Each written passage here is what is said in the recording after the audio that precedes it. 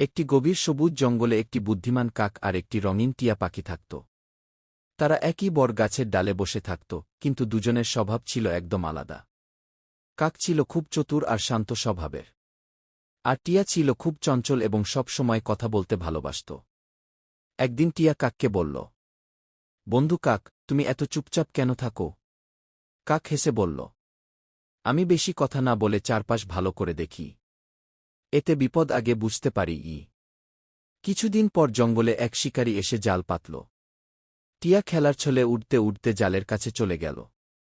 সে বুঝতেই পারল না যে সামনে বিপদ আছে।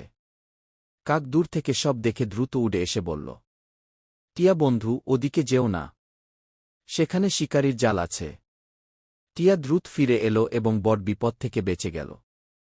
সে খুব লজ্জা পেয়ে কাককে বলল, বন্ধু, আজ তুমি না থাকলে আমি ধরা পড়ে যেতাম।